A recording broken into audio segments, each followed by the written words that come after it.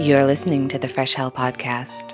Fresh Hell contains stories of a disturbing and often graphic nature and is intended for a mature audience. Please don't let your kids listen to this, or they might turn out like us.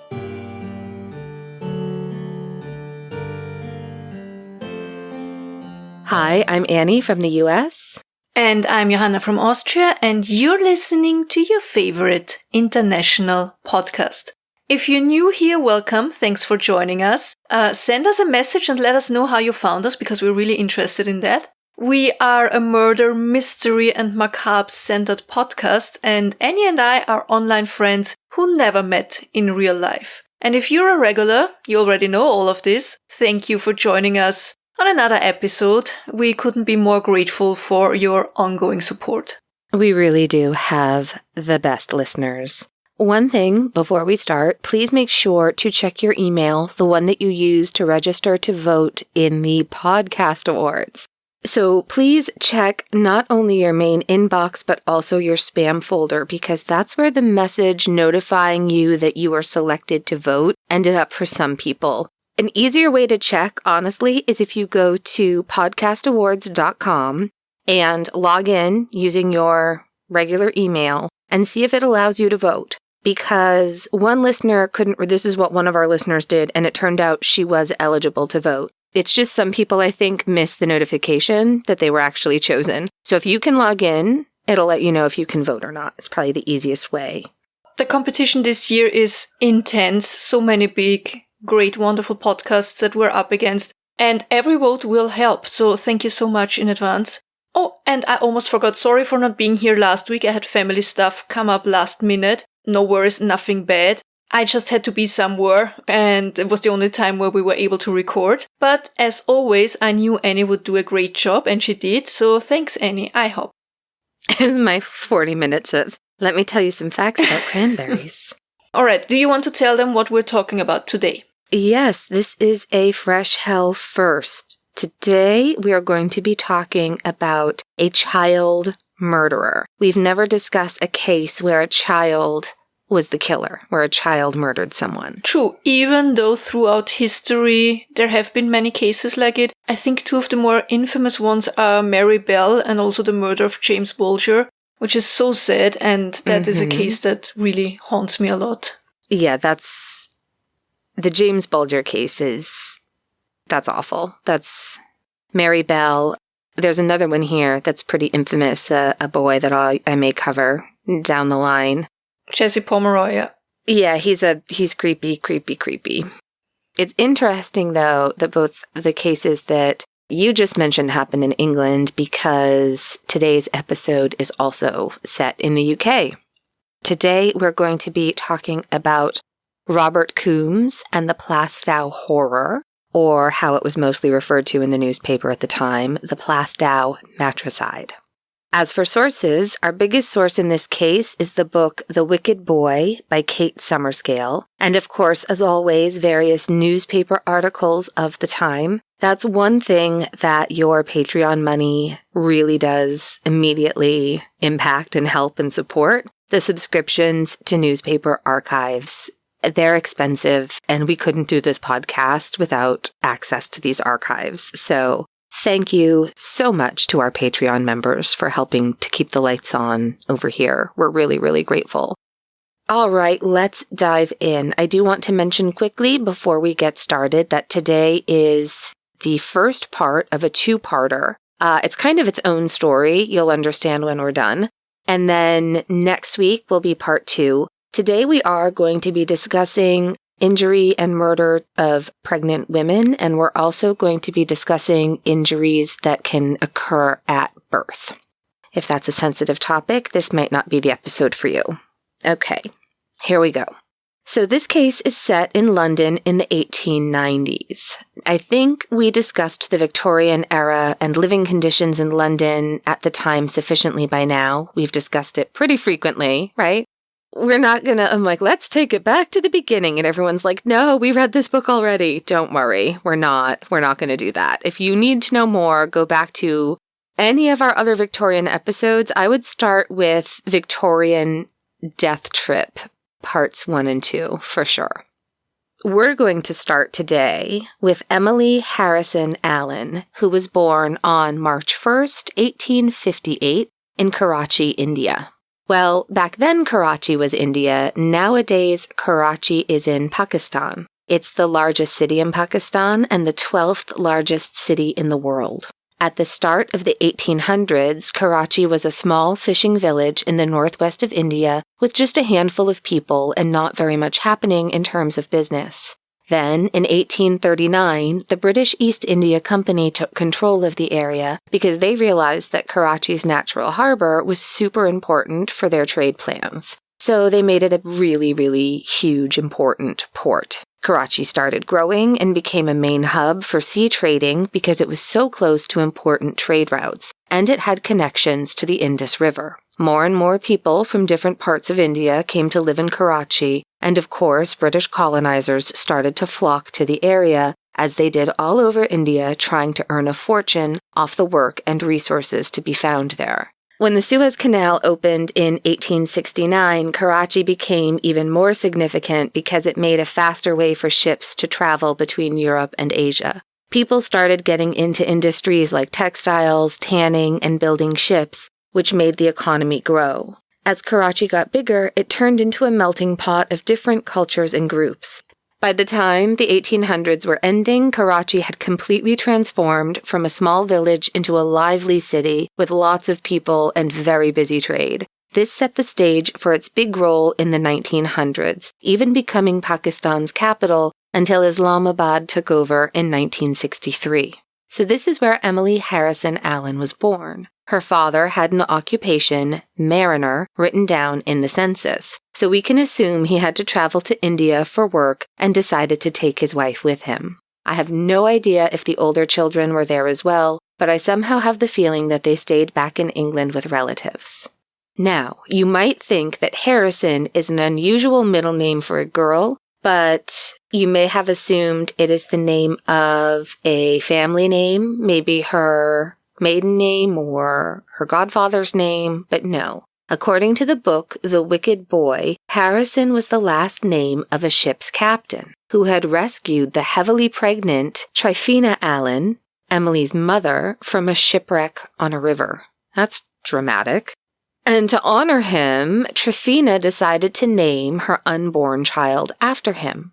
Emily was one of 5 children that Tryphena and her husband George had. As far as we can understand, and based on what we could find on Ancestry, she was the middle child and the only one born in India. So at some point, the family returned to England. In the late 1870s, Emily and her family, or at least part of her family, was living in Liverpool, where the young, attractive woman met Robert Coombs. Robert Coombs was born in 1844 as the eldest son of Robert Coombs Sr. and his wife Mary. He too had 4 siblings, just like Emily, and Robert's father was a very successful potato merchant. But Robert didn't follow his footsteps. He decided to learn the trade of a butcher. By the age of 25, he was already so good in his trade that he was able to open his own business in the west of London, in Notting Hill to be exact. He was even able to employ 3 men, one of them his younger brother, Frederick. Unfortunately, and we don't know what exactly happened there, in 1873 he had to declare bankruptcy. He had to close shop. All his belongings were seized and divided amongst his creditors. But he was actually lucky because only 4 years earlier the law had been changed so that bankruptcy didn't automatically end you in prison. So Robert Coombs had to start over and he went to Liverpool to find employment there. And he did. He actually became a ship steward for the National Steamship Company Limited, and he would mostly travel on the transatlantic route to bring emigrants from Europe to New York, where they hoped to find a better life. So he meets Emily and they get married in 1878. What I find interesting is that on their marriage certificate, his profession is still listed as butcher, even though I'm pretty sure that by the time he had been working as a steward already. Also, Robert Coombs' senior profession is listed as fruiter, and I love the term. Correct me if I'm wrong, but I don't think it's used often anymore. No, you know what? I'm trying to remember back to the beginning of the wonderful film Splash, starring Tom Hanks and John Candy and Daryl Hannah, where Tom Hanks and John Candy are fruit sellers. And I don't think they're ever called fruiters. That's my only reference for fruit merchants, by the way. But based on that, I'm going to say it's a no. I wonder if he kept butcher because that's what he'd been trained in. It's possible, but also I read, I don't know how accurate it is, that he only worked on passenger ships for a short while, and then later he switched to like cattle ships. Oh, okay. And that he was probably working also, cooking for the crew there, something like that.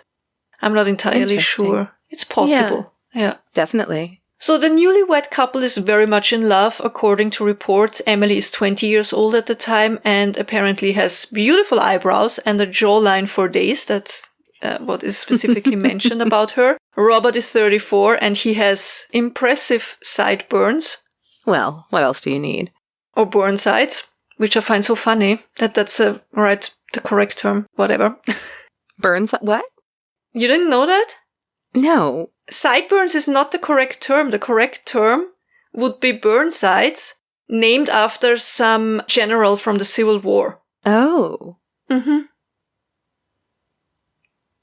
Huh. I'm gonna cut that, but it's true. No, I think you should leave it in. It's really interesting. I just had no idea. It's just a lot to process. Sometimes word entomology is a wild ride. So he has impressive sideburns. Or Burnsides, and a well-groomed moustache.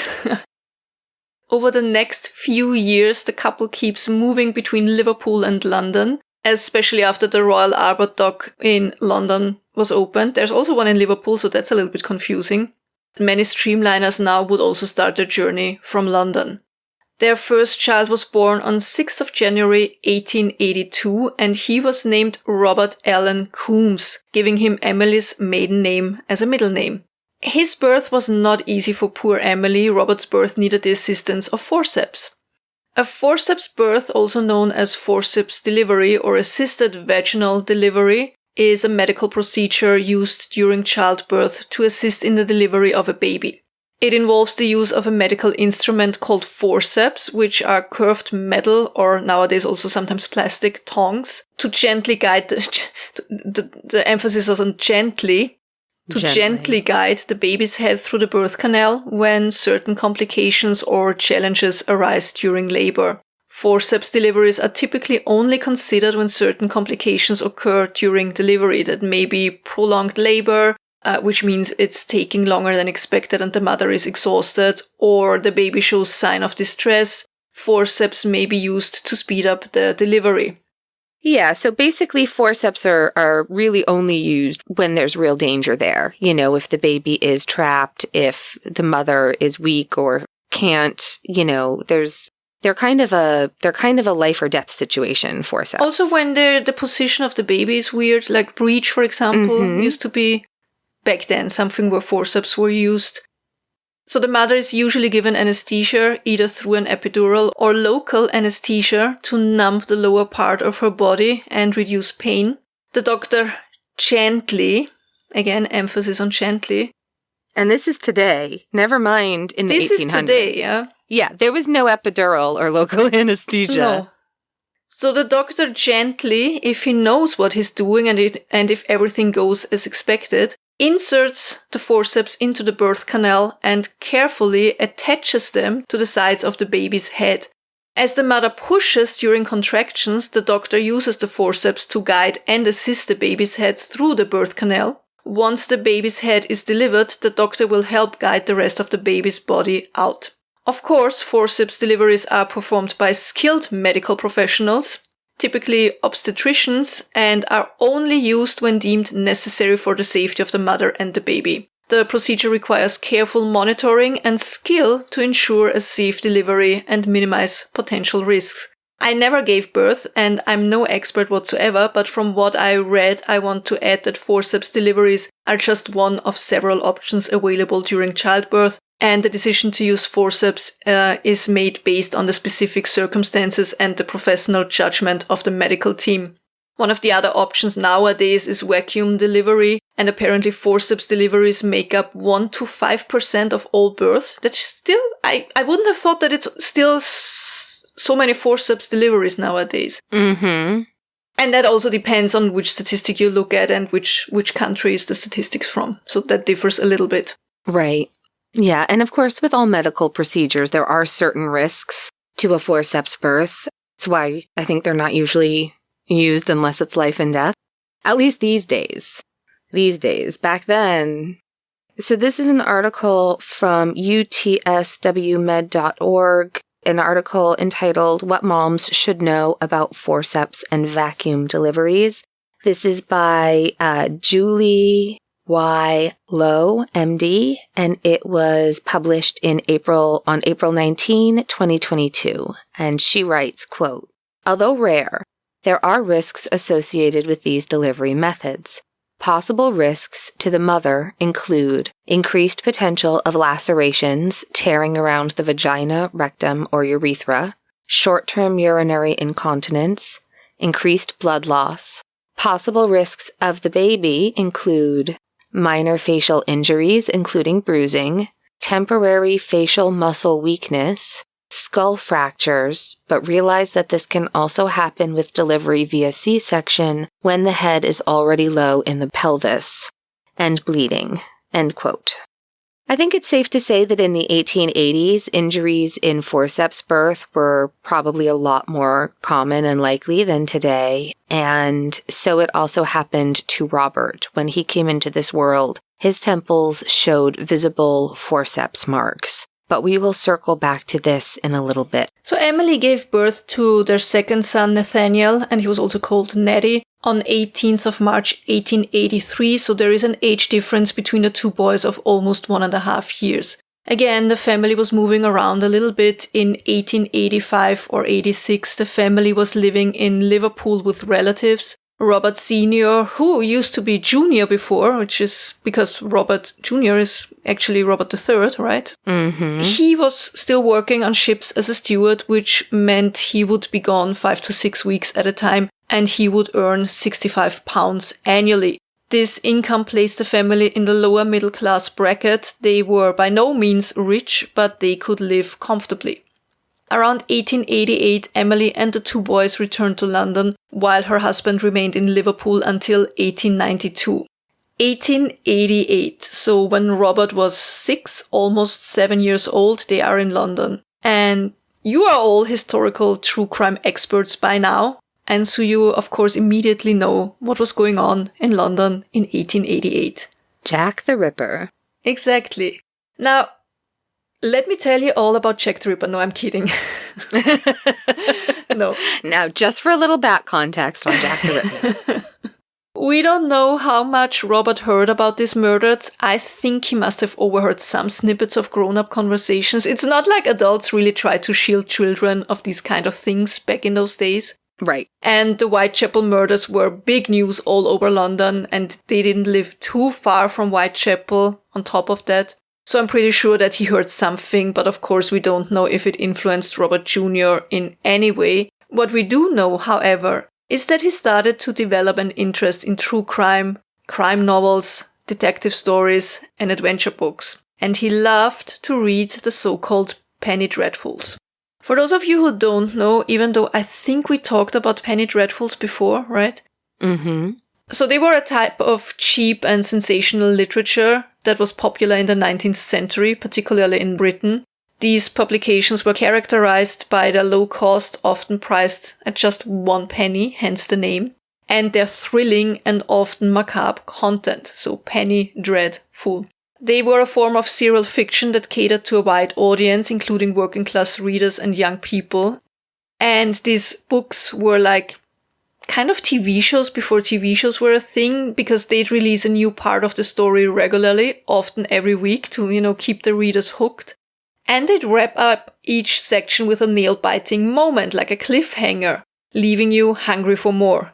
So smart. I love these kind of things. It's the old serial. They'd go all out with their wild, dramatic stories. We're talking crime, mystery, spooky stuff, epic adventures, supernatural twists. They aimed to pull at your heartstrings, and they gave you shivers all at once. It was perfect. And they often came with cool pictures to go along with the stories. Spring-Heeled Jack, Varney the Vampire, and Sweeney Todd were some of the most popular ones. Yeah, I really loved, I'm sure we spoke about it before, but the television show Penny Dreadful. I never watched it. Is it any good? I really loved it, but I really like Eva Green. Mm-hmm. I really enjoyed it, yeah. So, all right. In 1892, Robert Sr. joins his wife and 2 boys in London, and the family moved into the house on 35 Cave Row in Plaistow, part of London's East End. Now, when you hear East End in the 1890s, you might immediately think poverty, crowded living conditions, poor hygiene, alcohol abuse, violence, sickness, everything that all of London was experiencing during this time. And yes, this was an area that had seen exponential growth by the end of the 19th century. It was where many factories and the docks were located, but Plaistow, even though in very close proximity to the docks, was not yet part of the City of London, but part of Greater London. It wouldn't be until 1965 that Plaistow would be incorporated into the City of London itself. The house where the Coombes moved into was one of these row houses, where all the small houses are attached to the neighbor's house, and then just the end units would be sort of semi-detached. I love those row houses. The house had a metal fence and a metal gate that separated the street from the very small front yard. It looks to me like a nice 2-up, 2-down Victorian row house. There's an arched doorway with a pediment arch and a bay window on the front. It's really pretty. We'll post a picture. I like the bay window especially. I do too, very much. So when you enter the house, you're standing in a long, narrow hallway. And to the left, we would enter the front parlor. That's the room with that big, beautiful bay window. Then there are steps leading to the second floor, or the first floor if you're in the UK. And the rest of Europe. And the rest of, if you're in anywhere else, it's the first floor. But here in the States, it's the second floor.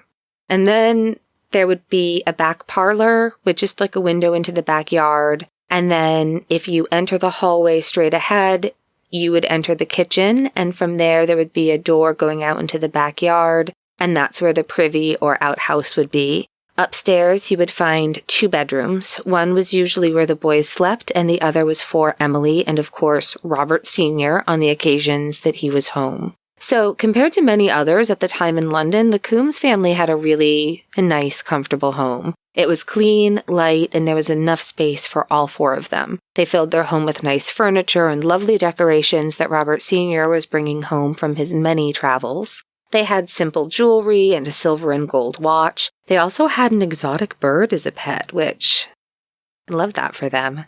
The kids attended school and learned musical instruments. Nothing was really fancy. They weren't wealthy, but absolutely, they were doing really well, and everything was nice, and the children were taken care of, the clothes, the shoes, the personal hygiene. It was all really good. Every now and then, they'd have some minor financial problems, and occasionally they had to pawn off one of the watches or some of the jewelry for a little bit if they couldn't get an advance on Robert's salary, but they did always manage to pay back the pawn shop and get their items returned. I think one of the issues was that Robert's job, it was paying good money, but it was never like a secure position, because after each tour the crew would be discharged and they would have to apply again for the next trip. So far it had always worked out, but it just wasn't super stable. I think that's what I'm trying to say. It's not like a Monday to Friday, 9 to 5 job as a clerk in some office. Right. Yeah, I mean, Paul and I went through that. When Paul and I first met, he didn't have a 9 to 5 job, and he ended up getting one just so that we could buy the house, because you had to prove to the mortgage people that you had stable income. Yeah, they're definitely living a much better quality of life than many, many others at that time in London, as you know, if you've listened to us cover those episodes. They were not as wealthy as both of their families had been. Both of their parents had been able to afford servants, but Emily and Robert Sr. definitely led a good life. Okay, so we mentioned before that Robert Jr. was a big fan of those Penny Dreadfuls, but what else was going on with him and his brother? Well, we do know from an early age that Robert did suffer from severe headaches. Now, we obviously don't know why. It could have been migraines, but is it also possible that the forceps birth, that one that left visible marks on his head, caused some nerve or brain damage. I think it's quite possible, especially a nerve damage. His parents took him to see doctors, of course, and they advised Emily and Robert Sr. to not hit Robert on the head, which is obviously horrible. They're like, listen, doctor, our son has terrible, terrible headaches. What do you advise? And the doctor's like, best I can offer is stop hitting him on the head. It's the Victorian era. Horrible to hear for us nowadays, but back then, let's be real here, corporal punishment for children or wives also was by far not out of the ordinary. But, and that's interesting, it's also worth mentioning that the first child protection laws in Britain were enhanced in the 1880s with the so-called Prevention of Cruelty to and Protection of Children Act 1889. We'll link to it so you can read the whole thing if you're interested. But this legislation already regulated things like child labor, cruelty towards children, and so on. So even back then, there were already people who cared. Of course, you always have to see these things in the historical context. Often these laws would not be held up when it came to parents beating their children excessively, but at least it was a start. It was better than nothing. He was also prescribed potassium bromide, which is a type of inorganic salt and is commonly used for various applications, more so in the past. For example, in photography, some industrial processes, and in medicine, where it was used as an anticonvulsant and sedative, primarily in the treatment of epilepsy and other neurological disorders. However, its usage for these purposes has significantly decreased due to the development of more effective and safer medications. I think it's still used somewhat in veterinary medicine, but for humans it's not that common anymore due to some problems that it can cause. One of the main concerns with potassium bromide is its potential for toxicity and the occurrence of side effects. Long-term use of potassium bromide can lead to bromism, or bromide load, I think it's also called. It's a condition caused by the accumulation of excessive bromide in the body. And the symptoms of bromism, which sounds like... It sounds like broism. Yeah. And the symptoms of bromism can include lethargy, memory problems, confusion, and skin rashes. Also, potassium bromide has a relatively narrow therapeutic window, meaning that the difference between a therapeutic dose and a toxic dose is super small, so it's very challenging to find the right dosage that effectively treats seizures without killing the patients, basically. It doesn't really work, and it might kill you. So there are better options out there today, but not for Robert back then. Aside from his health problems, Robert was an exceptionally smart boy. He was a good student, loved to play the mandolin, which is an instrument from the lute family that gets usually played with a pick. I love the sound of a mandolin, and I also love the sound of balalaikas. I'm a very huge fan of lute family instruments. So, Robert was smart, but he was also a troublemaker. I think it's quite possible that he was bored at school. Yeah, I think he was problematically smart. I think he was too smart for his education level. He would skip school at times. He would come up with little scams and try to forge letters and signatures and such. I don't think his troublemaking was ever physical, meaning I don't think he got in physical fights or similar things. I read one time, for example, he and Nathaniel, so Nettie, they forged a letter and they got an advance on their father's salary that they used to go to Liverpool, and the police got involved, and when they were caught and about to get punished for the crime, their mother stepped in and swore she would punish them for their behavior at home, so they were let go and she could take them home, but apparently she never punished them. I think these kids were really loved and well taken care of, but Emily and Robert Sr. don't appear to have been very strict parents. Yeah. Also, at least one time, Robert Jr. didn't attend school for quite a while because his father took him to New York on one of his travels. In the late 19th century, the school leaving age was increased. It used to be 10, so 10-year-olds would not need to attend school anymore and were allowed to work in the mines, for example, or chimney sweeps, you know. Yeah. In 1893, it was increased to 11 years, and in 1899, it was increased to 12. Robert left school in June of 1894, so when he was 12 years old. I think his parents would have probably let him stay in school even longer if he would have been like an eager student. Yes, I agree. He then started to work at the dockyards, but he didn't keep this job for very long. One thing that's also interesting to know regarding his obsession with murderers, at one point Robert had run from home to attend the hearing or trial, depending on the sources, of the very notorious Southend Murderer. The Southend Murderer was actually a man named James Canham Reed, who, in 1894, was 39 years old. He was a cashier at the Royal Albert Dock in London, and he made very good money there. He was married to Emma Sarah Payne, and the couple had 8 children.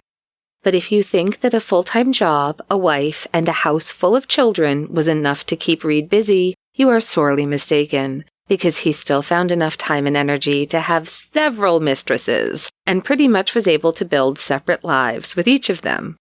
Sounds so exhausting. Yeah. Well, we're about to find out his trick. It's less impressive than you think.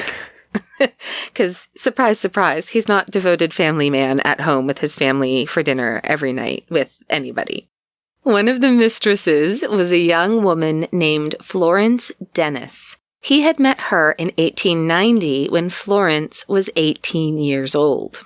By the end of 1893, Florence was pregnant with Reed's child. But by that time, he had already lost any interest in her and had moved on to yet another woman that he secretly married. So now he has at least 2 wives who don't know of each other, and at least 1 pregnant mistress, possibly more, who can say. And if you wonder how he kept all of this up, he told his second wife that he was a traveling salesman, and that explained why he wasn't home with her and their newborn son often. Apparently, he was with wife number 1 from Monday to Friday, and he was with wife number 2 Saturdays and Sundays. And as an excuse to wife number 1, he said he was suffering, this is, oh boy. As an excuse to wife number 1, with whom he has 8 children, she's at home alone with 8 kids all day. He's at home at night, and then on the weekend, he's completely gone. So he says to this woman, working her fingers to the bone, that he's suffering from heart problems because of all the stress at his very, very important job. And he needs to spend the weekends in the countryside in order to get healthy. He's really off with wife number 2. So just to keep up, wife number 1, at home with 8 kids, he spends weeknights with her.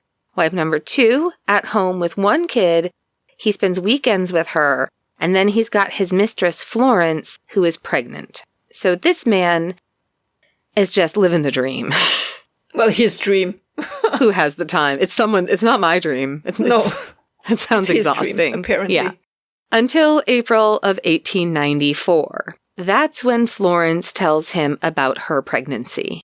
And Reed, the egotistical asshole that he was, started to worry immediately about how this new pregnancy was going to complicate things for him. He's like, oh man. For him, not for anybody else. It was just all about him. Yeah. Him. Of course it's just about him. Was Florence going to make trouble? Would she tell either of his wives what was really going on? So James C. Reed hatched a plan. On Friday, June 22nd, Florence received a telegram asking her to meet up in Prittlewell on Sunday. So, fast forward to Sunday, June 24th, 1894. Reed had set up this meeting with Florence in, I think it's pronounced Prittlewell, a village near Southend. He took the train there the day before and probably stayed at some local hotel on Saturday night. Florence thought that they were going to talk about her pregnancy and their future. So they were seen together a bit after 10 p.m. by a local man. And then, not long after that, Reed shot and killed her in a field on the outskirts of town, which is beyond sad. Reminds me of the case that you covered that also has this movie with Elizabeth Taylor and Rock Hudson based on it. You remember what I'm talking about? Yes. It's just, She was pregnant. It's so sad. Oh, and he missed the last train and had to walk home. Yeah, so he took the London Road and just asked a bunch of people for directions after the murder, including a cop in Benfleet around 1:15 a.m. The first man that he spoke to was Robert Golding, who saw him around 10:30 p.m. in a bar. So all of this points to the murder happening around 10:15 p.m. And here's the eerie part. No one heard any gunshots. Why is this a recurring theme lately? Yeah. The next morning, he shows up an hour late for work and then immediately started a fire and burned some things. So yeah, he burned some evidence and things. Later that day, since Florence hadn't shown up at home, he got a telegram from Florence's sister, who knew about the affair, asking, "Where's Florrie?" And guess what Reed said? He replied, saying he had not seen her for 18 months. But that was way off, considering everything, especially the very recent pregnancy. Reed took around 160 pounds from his work safe because he had the key. You have to imagine that's like almost 3 years' salary. It's a lot. For Robert Coombs Sr. It's a lot of money. Yeah. Yep. And he takes the money out of the safe and he leaves. Florence's body was found by a young man named Frederick Rush around 6 p.m. on Monday, June 25th. She was lying in a ditch in that field and had been shot in the head. She was very quickly identified, and her sister told the police about Reed. So the police go to Reed's home, but wife number 1 says that he's been gone for a while.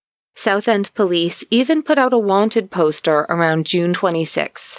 On the 7th of July, Reed was finally caught. This is from the Taunton Courier, 11th July, 1894, which was a Wednesday. And get ready for some flames on the side of your head. The Southend Mystery, Arrest of the Supposed Murderer, Astounding Narrative. The inquest on the body of Miss Florence Dennis, who was found dead at Prittlewell near Southend on the 24th, was resumed and concluded on Thursday. The jury returned a verdict of murder against James C. Reed, a cashier at the Royal Albert Dock, who was arrested on Saturday at Mitcham, Surrey. The prisoner, who is described as a man of education, is married with a hard-working domesticated wife and a large family. She's domesticated. A domesticated wife? Yeah. You trained her. You can let her out of the crate during the day and she won't pee on the carpet. The fuck? Fine, everything's fine.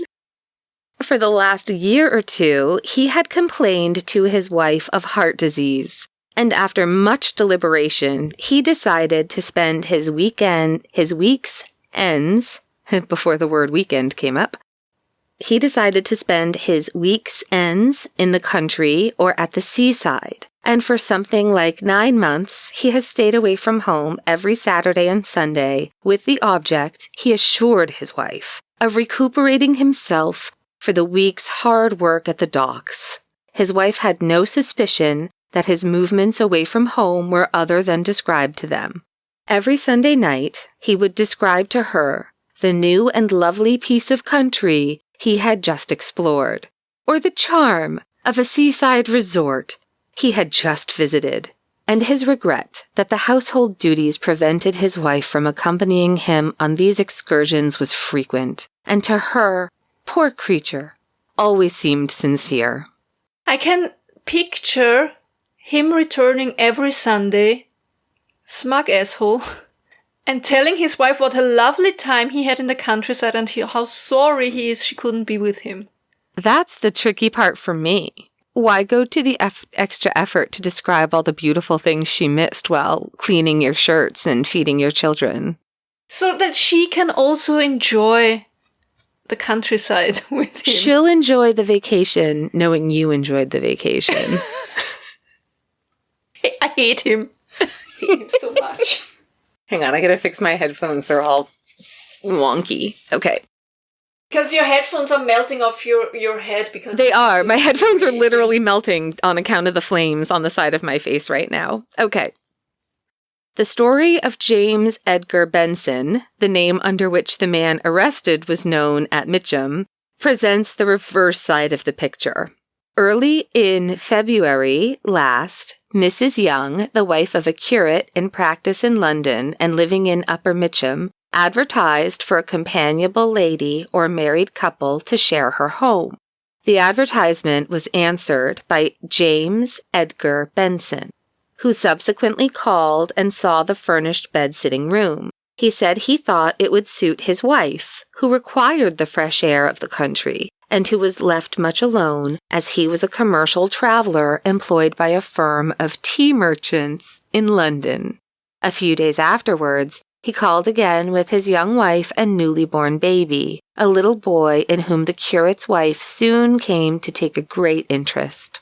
Mr. Benson was apparently a most exemplary man of good conversational powers, affectionate and refined in manners, and evidently an attentive and kindly husband and father. Mrs. Benson was a quiet, sedate young woman of 26, joyous over her baby boy and devoted to her husband. The curate's wife took quite a fancy to the young mother and soon came to regard her as an excellent companion. Before accepting the tenancy of the Bensons, Mrs. Young took the precaution, as was not unlikely in a clergyman's wife, of asking for the marriage certificate of the couple. She had mentioned this at the outset to Benson, and he had come prepared with it. The certificate appeared genuine. The arrangements for the lodging of the family were quickly settled, and so, in the second week of February, the Bensons took up their abode at Rose Cottage in the pretty suburb. From February until last week, the Bensons and the Youngs were quite a merry family. But the end was near. On Saturday, June 23rd, on which day Miss Dennis was murdered, Mr. Benson did not come home to Mitcham. Late in the afternoon, his wife received a telegram from him. It was dated London. It said, quote, "Cannot get home, have to go to Cambridge on business."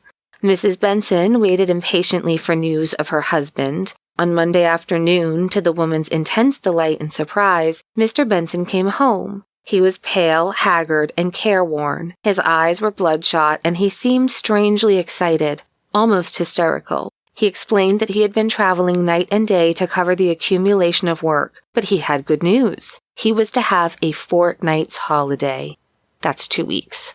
The woman was delighted.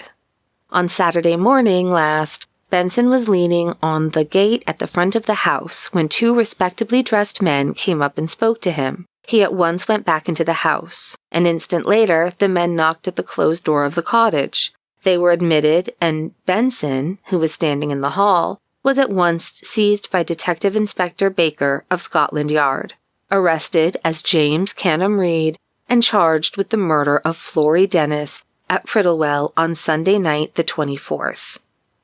As he was leaving the house door, his wife threw herself into his arms and begged him to tell her the truth. Reed smiled and replied, "Don't be upset, my dear. It's all right. These people are on a wrong track. They've made a mistake. I shall be back to you tomorrow." The worst was not known to Mrs. Benson at this time. Detective Baker had taken the curate's wife aside, told her the story of the murder of Florence Dennis, and begged of her to break the news to the young mother. For some time after the 3 men had left the house, the 2 women sat, their arms about each other, and when Mrs. Benson heard what the charge was, she burst into a passionate exclamations. "It can't be true. I won't believe it. He was so kind. He was so good." End quote. Poor woman. She had no idea. It's not like the second wife had any idea that he was married. It was not her fault at all. No. He was just such a manipulative... He must have been a smooth talker. Oh, yeah. Yeah. Total sociopath, right? I mean, as long as things are convenient for him. So, Robert Coombs had read everything about the Southend murder because, of course, this is big news, right? Also, I think it was fascinating for him because Reed had been a cashier at the Royal Albert Dock, and he was probably quite familiar with it because his father worked from there. That's where he left. Of course. Yeah. That makes sense. So, when he heard Reed had been arrested 2 weeks after the murder, he was very eager to see him in person, like even if he could just get a glimpse. This is where we get two different accounts, but it's not that big of a difference, and it ultimately doesn't make that much of a difference either way. We think Robert went to see Reed's inquiry in July, right after his arrest. Other sources say he went there at the beginning of the trial, which started in November. It doesn't really matter, but either way, Robert took 2 shillings, and with it he bought a train ticket. But his money would only buy him a ticket to Grays, which is a village that's only halfway there. So it's 20 miles or 32 kilometers east of London. And so he had to walk from there another 32 kilometers or 20 miles to Southend on the Sea, which is where London's Southend Airport is today. The walk was so long that he had to take breaks, sleeping under some bushes at the side of the road. So on the 9th of July, James C. Reed is appearing before the magistrate in the courthouse at Southend-on-Sea, and hundreds of people are filling the courtroom and the streets around the courthouse, everyone trying to get a look at the murderer. And among them is Robert A. Coombs. Reed looked mighty dapper in his tweed suit and straw hat, and he apparently had a very charming and nonchalant manner, like Ted Bundy. People knew that he was guilty. I think only a few maybe had doubt of his guilt, but it doesn't mean that the crowd didn't also feel smitten with him again. We see it from time to time, don't we? Yeah. And so young Robert is standing there and witnessing how this murderer is kind of able to seduce the masses a little bit. And as for James C. Reed, he was tried and sentenced to death. When the verdict was announced, you could hear several women in the courtroom crying and weeping. He was hanged on the 4th of December, 1894. It's such an incredible betrayal. It really, it's awful. And I think it wasn't the women who were crying and weeping in the courtroom were actually like his fans. That weren't his 2 wives. That's a thing apparently that always existed, which I find fascinating. A lot in this case is showing us things that maybe some people think that's modern day, but it has always existed. It's definitely disturbing. I just felt bad for I just keep imagining that level of betrayal for the wives. Horrible. The 2 wives didn't know about each other, whereas at least the mistress knew. Yeah, she at least knew that she was getting involved with someone who was willing to cheat on his wife, whereas the wives would have been blindsided completely. All right, now back to Robert Coombs. Sometime in 1895, so this is after he'd gone to see James Reed, the 13-year-old had purchased a knife that he hid in the backyard of their house at first, and then later he hid it in an unused chimney, because he had hatched a plan as well. And I think this is a good time to stop. Don't worry. Next week, you're going to hear the rest of it, and it's wild, it's sad, scary, wild, it's terrible. Horrible. Yeah. My something good this week is on Sunday and Monday we had, it's called Dorffest. How would you say that? Village festival? Village it was like a village. Yeah, you had like a village. The whole village comes together and there's music playing and dancing and eating and drinking. And it's right in front of my house. I sent Annie a video. Quite funny. And on Monday I was helping at the cake stand. And it was lovely. I really, really love to live here. Everybody's just so welcoming and nice. It's amazing. That's my something good. My little village. I love that. How about you? Music. We're only seeing a few shows this year, but the other night, friends had last-minute tickets to see The Pretenders, who I love, with Guns N' Roses. And I sent a message to Johanna, and I was like, I'm getting my Botox on Monday. It won't have kicked in. I've had a migraine for like 3 weeks. I'm like, it's not a full-blown. It's right on the edge. Right on the edge. And I said to Johanna, I'm like, do you think I can do this? I kind of want to just take all the edibles and rally. And she was like, you can do it. And I did. And it was good. Chrissy Hines sounds amazing. And Guns N' Roses Slash sounded great. It was fun. It was really fun. And it was pouring rain. And I'm going to wrap it up because we have friends in town, because tonight We're checking something off the bucket list, and we're going to see Bruce Springsteen. I'm so jealous. So by the time you listen to this tomorrow, do you want me to get you a t-shirt or anything? No, it's fine. Don't worry. Right. Do you want me to get you like an $85 t-shirt? If it would be John Fogerty, you would have to give me a t-shirt, but... Definitely. I'm just excited to go hear live music with friends and catch up. It's really just catching up with friends. We haven't seen them forever, so it's really nice. It's going to be so good. I heard so many good things about Bruce Springsteen's live show. He just had to cancel a bunch, so we were kind of worried. It'll all go smoothly. I have to go get in the shower now. All right, so let's wrap this up. Please, don't forget to check your spam, all your email folders, and if you don't find anything, try to log in. If you're able to log in, then you can vote. Don't worry, it's we're not kind of cheating the system. No. In case you lost your email. Yeah, a lot of them went into spam. So basically, if you can log in and vote, then you were selected. And if you, and that goes for all of the podcast award nominees. So just log in and check yourself, see if you can vote. And a couple of you might find out that you can and you just missed your thing. Yeah.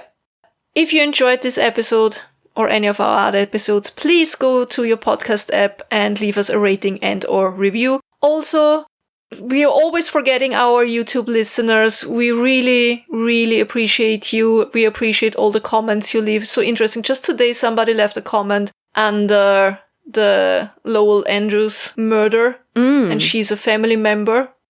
So that was interesting. That is interesting. And for everything else, go to our webpage, freshhellpodcast.com, or to Patreon if you want to become a Patreon member to support us with our newspaper archives and all the subscriptions that we use for the podcast. Thank you so much. Please tell your pets we said hi, the dogs, the cats, the guinea pigs, the snakes, the goats, the donkeys. More donkey photos, please. Also, we really need goats, the ducks, all of them. Tell them we miss them, tell them we love them, hug them, cuddle them. Be kind to them. Be kind to all the human beings out there if they're not an asshole, and be kind to yourself, and that's the hardest part of it all. And that's it. And if you're going through hell, keep going. Tschüss. Bye.